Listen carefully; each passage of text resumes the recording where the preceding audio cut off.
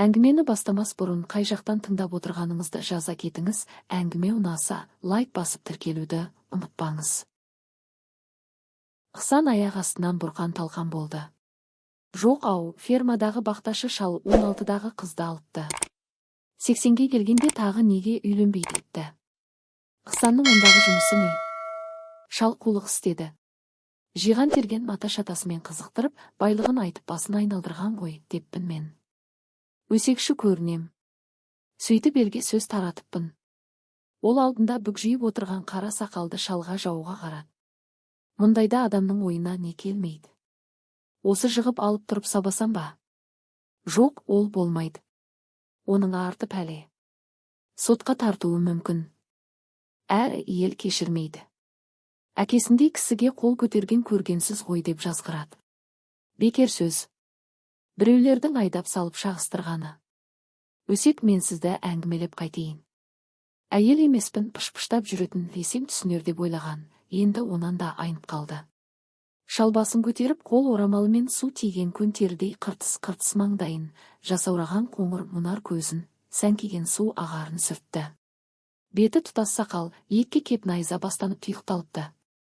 Үстінде жеңі ұзын сұр шапан. Аяғында үлкен керзетік. Отырысында сұстылық бар, Ықсаннан көптен жүрген бір малын даулап келгендей. Төрге шықпай есік аузындағы төңкерулі шелекке жайғасыпты. Жаңағы ақ безер де көк безер боп ақталғаны бекершілік екенін Ықсан түсінді. Не де болса сөзді сабырлы бастамақ. Әйтпейінше мынау алжасқанның жуық маңда кететін түрі жоқ. Ақсақал, деді ол шалдың жанына таяу кеп, сізге бұл өсекті кім жеткізді? Ондайды зеріккен қатын қала шығаратын. Шал сенімсізде одырая бір қарап сырт айналды. Маған сіздің қатыныңыздың да, өзіңіздің де қажетіңіз жоқ. Мен? Қайдан білейін, қарағым. Сен дегенсін жүді күйіп кеттім. Расжанның шайына да қайрылмай, малды жайғасымен шыға жөнелдім. Ләйім өсек болғай. Сені қаракеттеп қайтейін деп шал Ықсанның сөзін асыға бөліп жіберді. Табан астынан жүні жығыла қалды. Манағы бір адуындығы көз қорқытуы сияқты. Басындағы түлкі тымағын қолына алып тақиясын түзете киді. Жоқ, сіз өзіңіз кімнен естідіңіз? Шырағым-ай. Бұл жалғанда кімнен білдің, кім айтты дерің бар ма? 30 тістен шыққан сөз 30 рулы елге тарайды, деді. Шал таяғының ұшымен еденді тықылдатып отырып, бір Алла білмесе, оны кім біліпті? Ақсақал-ау, баспалдақтатып табуға болады ғой. Сізге айтқан кім? Айтыңызшы, кім? Ықаш, қарағым. Баяғыда бір нақ өзіңдей жас, пысық жігіт күздің қара суығында бар пәле, осы желде, соның көзін тауып бекітпесем бе деп атқа салып міне шапты деп еді. Сол айтқандай сен де тұра жүгірмексің ғой шамасы. Қарттың жүзінде кекесінді күлкі ойнап тұр. Көзі жымың-жымың етеді. Ықсан қатты бір нәрсе айтсам ба деп оқталған, соны сезгендей қарт. Босқа шабылып қайтесің. Сендім сөзіңе. Тілеуіңді берсін, маған бір көмек қыл, деді. Ықсан елбете қалған жоқ. Сырт айналып төрдегі құрақ көрпенің үстіне барып жайлана жатты. Жан қалтасынан шылымын шығарды, асықпай тұтатып бұрқырата, құшырланып сорды. Шалдың қипақтап отырғанын көрсе де аңғармағансып, мойын астына екі бірдей жастықты жұмарлай тықты да, оқ тиген. Үгілмейтін оң аяғын көсіле тастады. Маған 2 арба пішен керек, Ықаш, биыл қыс қатты болатын түрі бар ғой. Мал ерте қолға қарай ма деймін. Ақсақал-ау, оны басқармаға айтсаңызшы. Сені тыңдайды. Олар мені қайтсын. Әскерден жарақаттанып аман келгендердің құмалағы өрге домалап тұрған жоқ па? Әрі сен ферма меңгерушісің, деді, шал үстіндегі шапанын шешіп. Қағып-қағып жіберіп орнынан тұрды. Темір шелектің үстіне әспеттей 2 бүктеп қойды. Мұның бәрін өз үйіндегідей асықпай істеді. Сыртым бүтін болғанмен ішім түтін дегендей, мен сіз ойлағандай сап-сау емеспін. 4 рет жараландым. Ақырында міне аяқ келсаптай, бүгілмейді. Ойбай-ау, Ықаш жан-ау, мен не дедім? Жоқ, не десең өде. Ол менің қолымнан келмейтін шаруа. Орынсыз жерге қинамаңыз. Шал күлімдей, бүгжеңдеп кеп жігіттің жанына отырды. Алла деп сақалын сипап қойды. Тақиясын алып, жалтыраған басын көлдей орамалымен сүртті де қайта киді. Жымыңдап Ықсанға 2-3 рет көз тастады, бір нәрсе айтпақ боп оқталатта қояды. Ферма меңгерушісі өзімен өзі. Сол шалқасынан жатқан күйі әлі қозғалған жоқ. Шылым түтінімен ыстанып бозаң тартқан үйдің төбесіне түйдек-түйдегімен жібереді. Деді, сәл үнсіздіктен соң Исахмет тамсанып. Азамат дегеніміз мынау жатқан сенсің. Халқың біз. Құдай көрдік, құдірет деп білдік өзіңді, қаш сондағы сыйымыз кәне. Ең болмаса жөн сөзіңді дұрыс айтпайсың. Жазығымыз не? Ихсан жерден басын көтеріп алды. Қайт дейсіз енді, ақсақал. Мен не істейін? Не ақыл бересің? Мен сөйлесіп көрейін. Елдің бәрі өзіңіздей ғой, ақсақал. Қайта сіздің шаруа жайыңыз жақсы. Қаш жанай, біздікі де қайбір оңып тұр дейсің. Бөрі арығын білдірместікте, деді Исахмет әлгіндей болмай жайлана. Ихсан терең күрсініп қойды. Тағы да сол сөніп қалған темекісін тұтатып бұрқырата сорып жатыр. Қарағым, осы сен неге үйленбейсің? Деп Исахмет қырылдай сұрады. Елсізде қалған жалғыз жарым ескі қазықтай әр жерден сарғыш тартқан қасқа тісі көрінді. Ауыз айналасы қалың түк. Тек қызарған ерні қалыпты. Ерні неге қызыл? Сәбидің ерніндей ме, қалай? Деп ойлады Ықсан, көзіне көзі түскенде ғана сұрағына жауап күтіп отырғанын аңдады. Реті келіңкіремей тұр ғой, ақсақал. Оның не қиыны бар? Соқталдай жігітке қыз табылар-ау. Қолда барда алтынның қадірі жоқ деген айнам. Сен төңірегіңдегі қаздай тізіліп, аққудай қалықтаған көп қыздың қадірін білмей жүрсің. Жігітке жақындай отырды. Қолынан тастамай жүрген бөркін әспеттей жанына қойды. Үстіне газет жабылған, қазандыққа жақын тұрған ақжарғақтанған жалғыз стол мен 2-3 арқалықсыз орындыққа, кіре беріс оң қабырғадағы сүйеулі темір кереуетке, онан мынау төрде жаюлы жатқан ескі алаша мен құрақ көрпеден өзге ештеңе жоқ. Жұпыны бөлмені сығырайған жүйрік көзімен ол тағы да сүзіп өтті. Әйелсіз еркектің күні құрсын. Тоңғағына былғанған сәби сияқты осынша дәрменсіз болар ма деп ойлап та үлгерді. Ықсанның күлімдеп отырғанын көріп дағдарды. 20-ның о жақ бұжағындағы жас жігіттің қазіргі ойын білсем дегендей әуестік билеп барады. Аздаған өкініші, қызғанышы да жоқ емес. Жастықтың қадірін білмейді. Өткінші тірлік, шайқап өту абзал. Шіркін, мұның орнында өзім болар ма ем? Белі қылдырықтай бетінің нұры бар қыздарды. Айтып айтпай не керек, хош иісті гүл емес пе? Мына шіркін соларды уақытылы жұлу күнә дейм екен.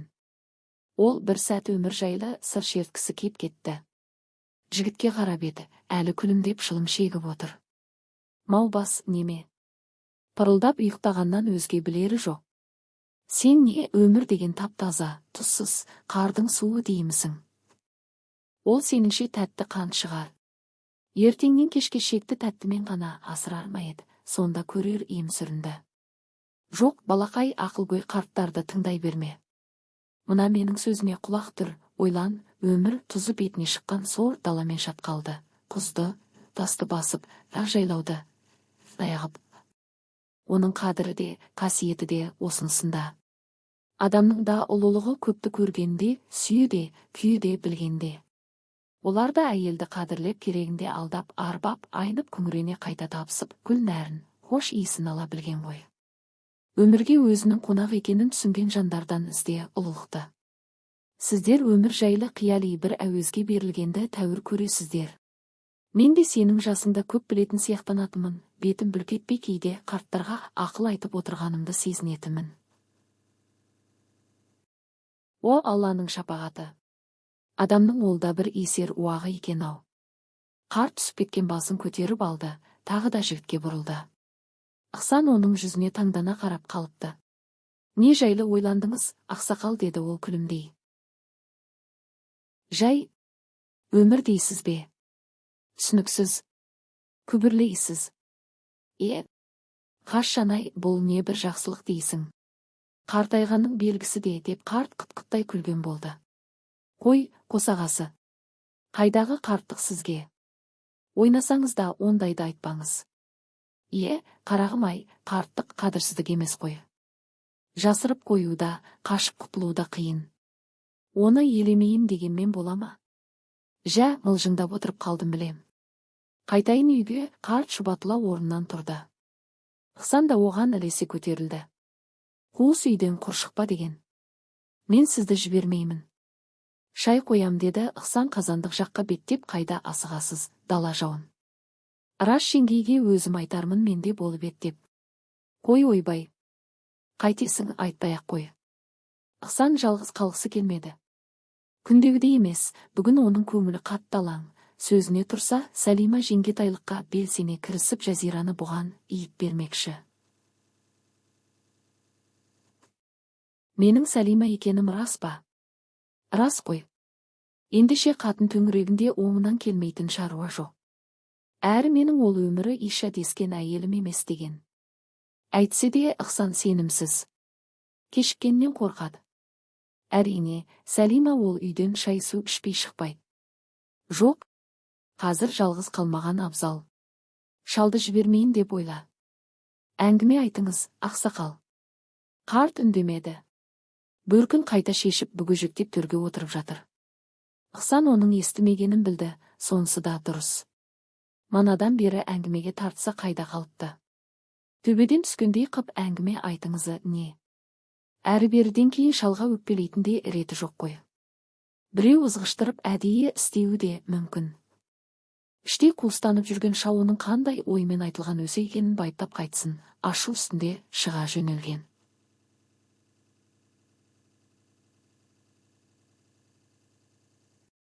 Ықсан қартқа қарап еді, ода төменшектеп, көне алашаның ою-өрнегін қолының ұшымен сипалап отыр екен.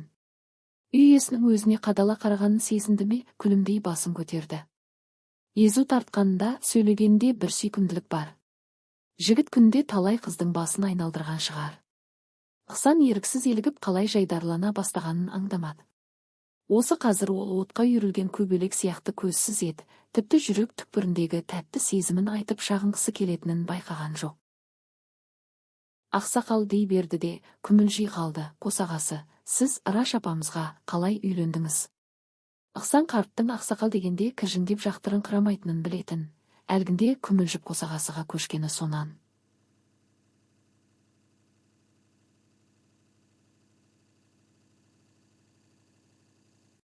Ойлағандай шал желпініп еліп ете қалды. Қой ойбай, қарт елған боп жан-жағын қарманды. Ықсан тақымдап қоймады. Қосағасы-ау, бұл жерде бөтен кім бар? Қайтесің оны, ықаш деді қарт төменшектеп. Иә, бұған бәрі қызық. Менің үйленгенім де, сүйгенім де. Самайды бозқырау шалғанмен көңілдің сол күйі талғайтынын, сол күйі сезінетінін бұл боқмұрын қайдан білсін? Жүректің сыздағанын, лүпілдей соққанын естуді айып көрсең тірліктің қажетіне. Әк ішіп аяқ босату үшін бе? Ол баста бір әумесер ибалық, қартайғанда қол қусырып сәбилі күйге түсу деп шығарған ба, өзге том ойындар соған ден қойғаннан қалған әдет қой деп ойлады. Әйтсе де, онысын сыртқа шығармады. Адамның бар қызығы, бойындағы қазынасы, жастық шағы. Маған кейде адам тек сол үшін ғана өмір сүретін сияқтанады. Түсінбедім, қосағасы. Иә, менің сандалып отырғаным сен түсінбейтін жай. Басыңнан өтпей білмейсің, қарағым. Мүмкін деді Ықсан немкеттілеу. Мені ғой, ықаш, сен бір жұмбақ қарт көресің. Өтірік пе? Солай де. Жә, пәлсінген болмайыншы. Ең алғаш мені үйлендірген әкем. Ол кезде 18-демін. Әкем ер тұрман жасайтын ісмер кісі еді. Бір күні ертеңгі шай үстінде, Исажан, 15-те отау иесі деген. Сен ол жастан астың. Үйленсең қайтеді? Деді де. Менің жауабымды тоспастан онан әрі сөйлеп кетті. Біз балықшы Қалиахметтің қызын жөн көрдік.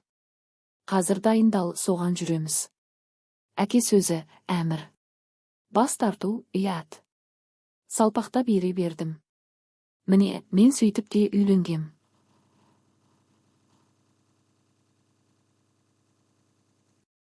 Бұдан 4-5 жыл бұрын қайтыс болған кемпірім сол балықшы қызы. Құрсақ көтермеді. Онан кейін үйленбедіңіз бе? Рас ше. деді Исахмет күлімдей, абзалы асықпаған ғой, қаш, әйел көп. Сайрандап қалу керек. Арандап қалсам қайттым. Онда тұрған не бар? Қалжаңа жақпаса қайғың не, өз жөніңді табасыңда. Қызға сөзді кім айтпайды, қымызды кім ішпейді. Сізге бәрі де оп-оңай. Қой жасыма, балам. Көңіліңе ұялаған жанды алақанға қондыру қиын емес. Кет әрі десе де ме? Ықсам мырс етті. Құдай-ай. Әйел біткеннің пәлсінбейтіні бар ма? Жанында көбірек бол. Ұятын өзің көр. Түсінемсің? Ұятын өзің көр. Сонан кейін мұрындықталған тайлақтай жетелей бересің деді, шал жігіттің арқасынан қағып, жыртыңдай күліп. Үйдің іші жап-жарық боп кетті, төңірек сатыр күтір ете түсіп барып басылды. Бөлме қара көлеңкелене қалды. Бісмелла, бісмелла. Жасаған сақтай көр. Алла деп күбірлеп жатыр қар. Жанына қойған бөркін баса киіп, орнынан тұрды. Есік аузындағы қара шелектің үстіндегі 4 бүктеулі шапанын қолына алып жазды.